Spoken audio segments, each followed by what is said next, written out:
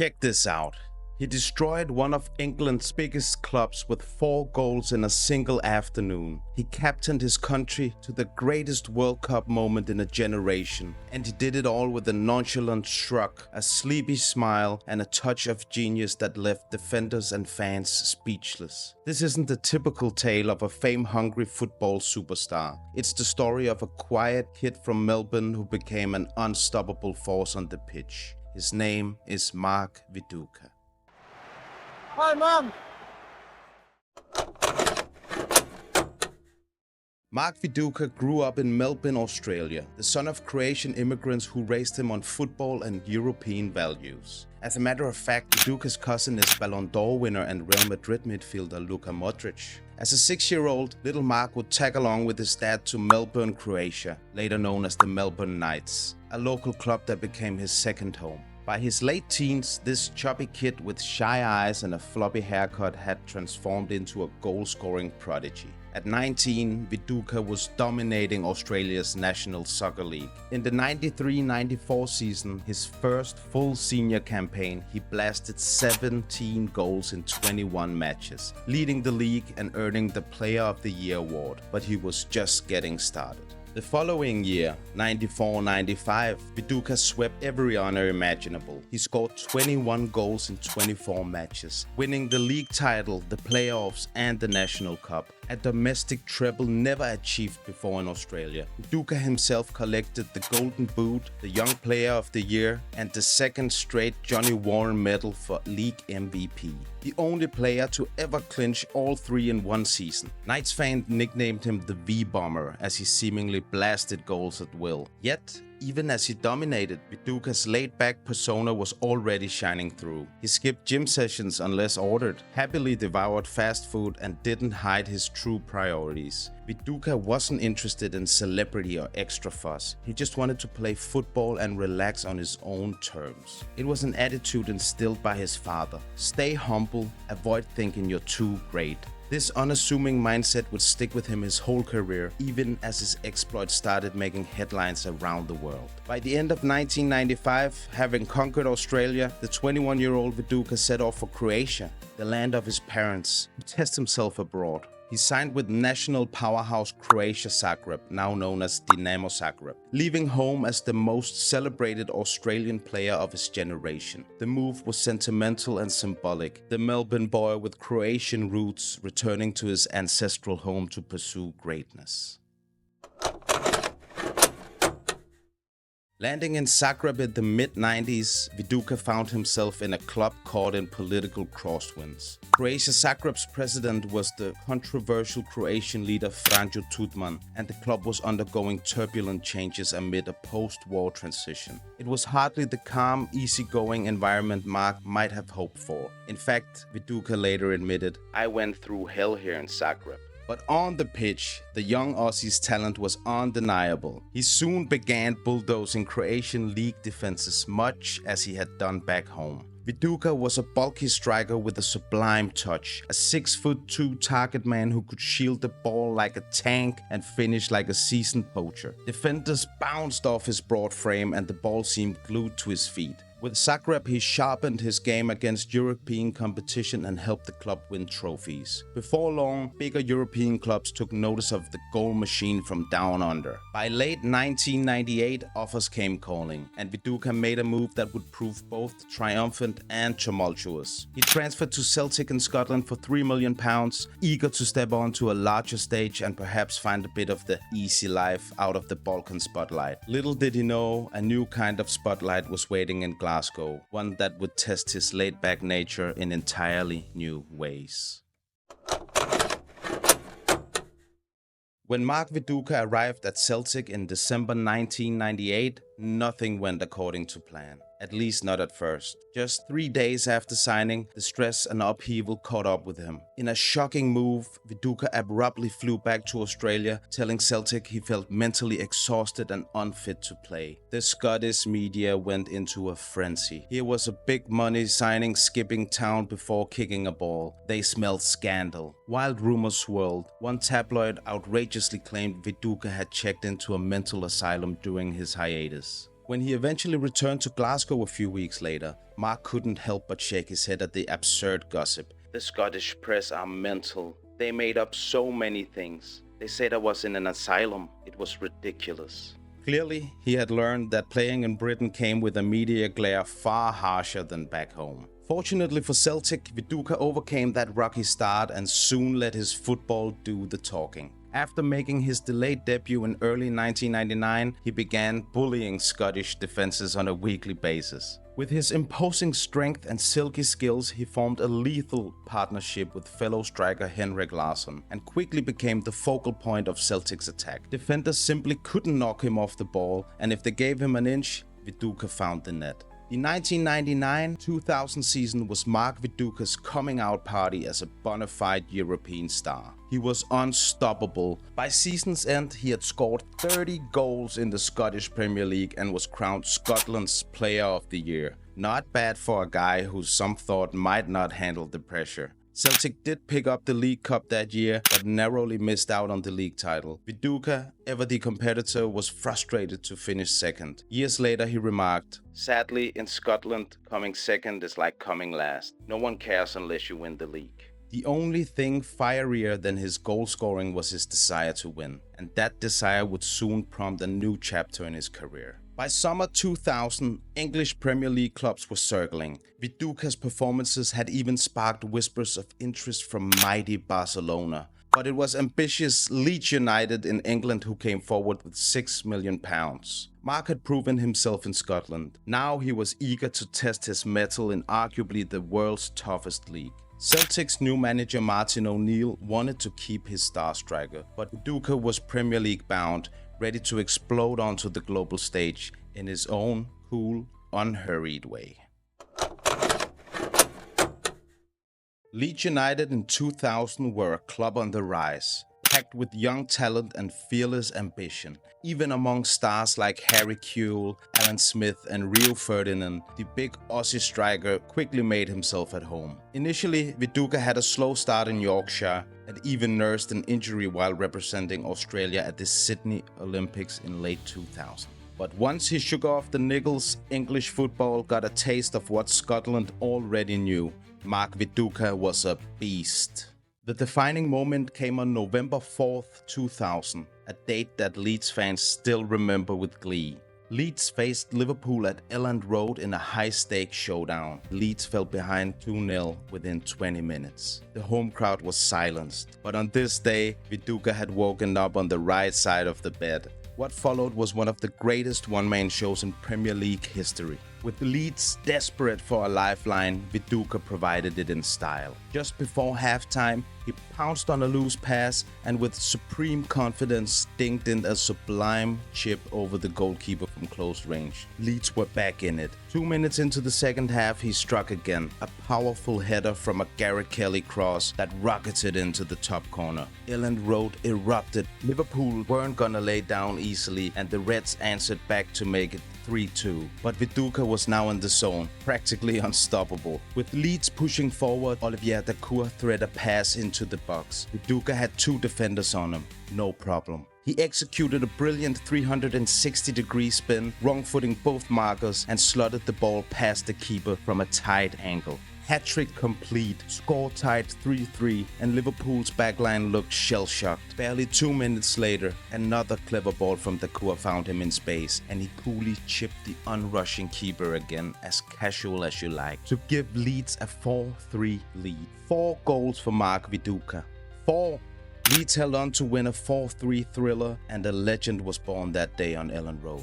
The man himself, true to form, downplayed the magic. When you're confident, you can be standing on the edge of the box. Somebody kicks the ball, it hits your ass, and it goes in. In other words, when you're hot, you're hot. Even the backside might score. For the next few seasons, Viduka remained a Leeds United talisman. With his broad shoulders and exquisite ball control, he terrorized Premier League defenses on a weekly basis. Leeds rode that momentum into an incredible run in the 2000-2001 UEFA Champions League. Viduka led the line bravely against Europe's elite, helping Leeds upset the likes of AC Milan and Deportivo La Coruña on their way to the semi-finals. European nights at Elland Road saw Viduka tangling with world-class defenders and often outplaying them. By now, he was recognized as one of Premier League's elite strikers, combining strength, skill, and scoring instincts in a way few others could match. On the field, unfortunately, Leeds United's fortunes took a downturn after 2002. The club's finances imploded, star players were sold off, and the team slipped down the table. Viduka kept doing his part. He scored more than 70 goals for Leeds over 4 seasons, including clutch performances like a hat-trick in the spring of 2003 that briefly staved off relegation worries. But by May 2004, Leeds' luck ran out and the club was relegated. It was a bitter end to an otherwise brilliant chapter. Ever the pragmatist, Viduka moved on. Leeds needed to slash the wage bill, and Viduka, the top scorer, was sold to Middlesbrough FC for a modest fee. As he left Elland Road, he did so with the respect and adoration of Leeds fans who knew they'd witnessed a special talent. Mark Viduka had given them unforgettable memories and never pretended to be anything he wasn't. Now, at the age of 28, with his prime years still ahead of him, he looked for a fresh start on England's northeast coast.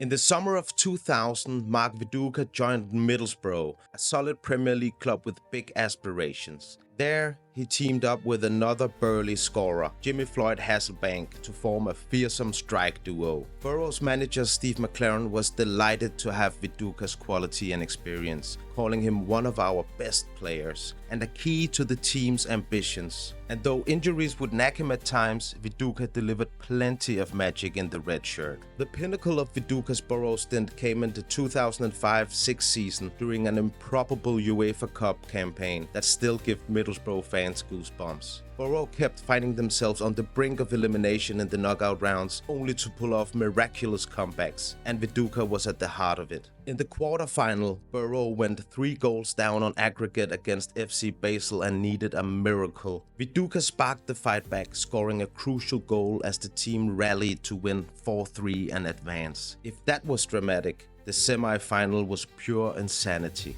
Facing Steaua Bucharest, Borough fell behind 3-0 on aggregate. Once more, they needed 4 goals, and once more they did the impossible, with Viduka leading the charge. He scored a pivotal goal, out-muscling defenders in the box to stab the ball home. His sheer presence lifted the crowd and his teammates. In the dying minutes, Borough found the winner to make it 4-3 overall, sealing a place in the 2006 UEFA Cup final. Middlesbrough, a relatively small club, had reached a European final, and Mark Viduka's bootprints were all over that achievement. Though Borough ultimately lost the final, Viduka's performance further cemented his legacy as a big game player. By 2007, Viduka had given Middlesbrough 3 strong seasons. At 31, Viduka was out of contract and faced the decision: wind down his career at Borough or take one last challenge. In typical fashion, he kept his thoughts private, giving little away. But when Newcastle United, a massive club with fervent fans, came in with an offer, Viduka saw an opportunity to taste life at the very top of English football one more time.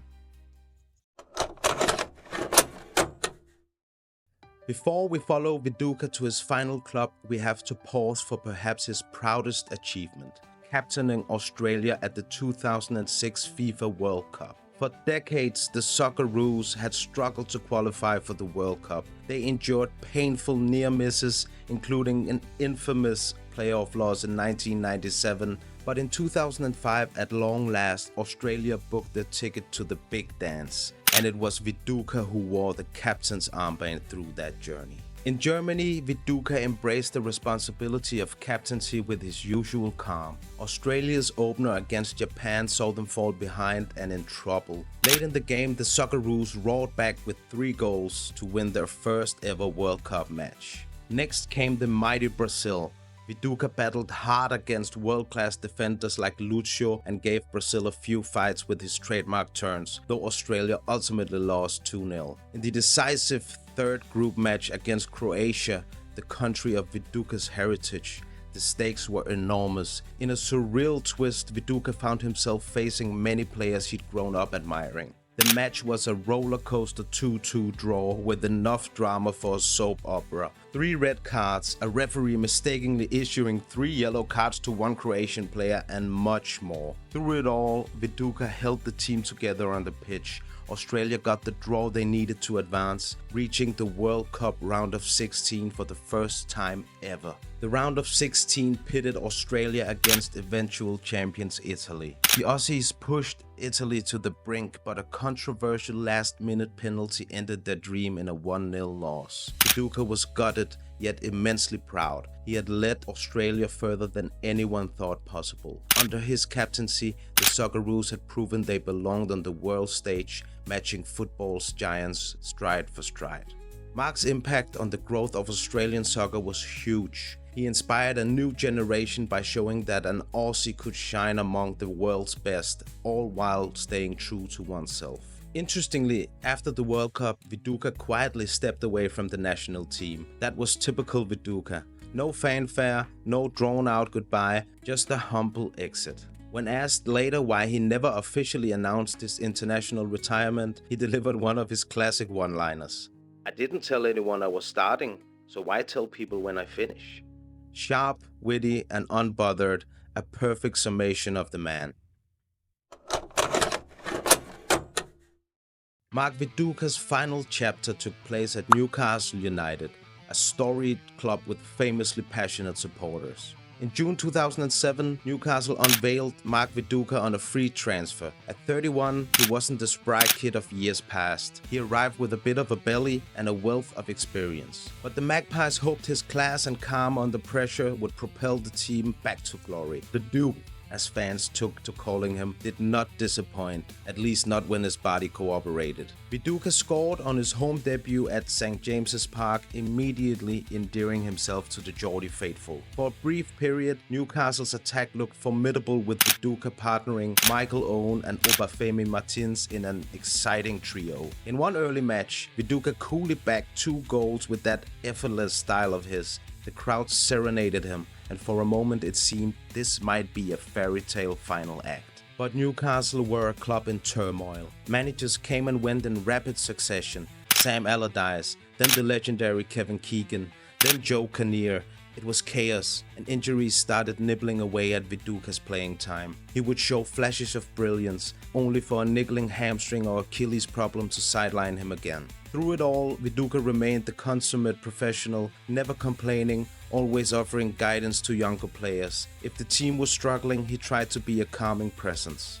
In May 2009, Newcastle United were relegated, mirroring Viduka's painful goodbye with Leeds 5 years earlier. At 33, out of contract and with persistent injuries, Mark Viduka made a decision that surprised many. He vanished.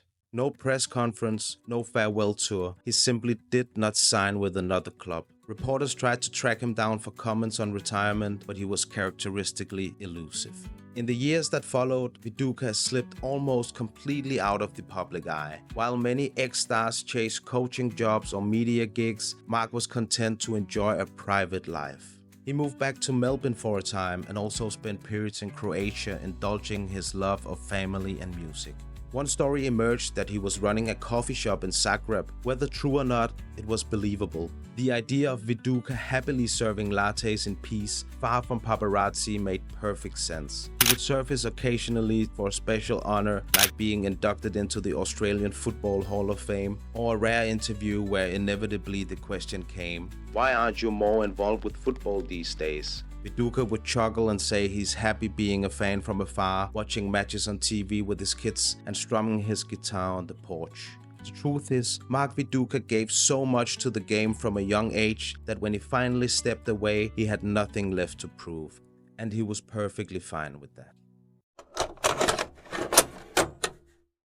Mark Viduka's career is the stuff of legend, especially in Australia and Leeds, where his name still invites fond grins and stories of that amazing game. Statistically, he's among the greatest strikers Australia has ever produced, multiple league top scorer titles, and the captain who led the Socceroos to a new height. In club football, he scored hundreds of goals across the NSL, Croatia, Scotland, and England. He was the first Australian to score a hat-trick in the Premier League, and to this day, no Aussie has matched his 4-goal haul in one game. In the end, Mark Viduka may be remembered as the superstar who walked away. He simply checked out when the time felt right and went on with his life. In a way, it's poetic. He gave us thrills, he gave us laughs with his quotes, and then he gave us one last lesson. Life goes on after the final whistle. For fans a certain age though, the image of Viduka wearing that iconic number 9 will forever trigger nostalgia. It's not hard to smile recalling those moments. Mark Viduka was one of a kind.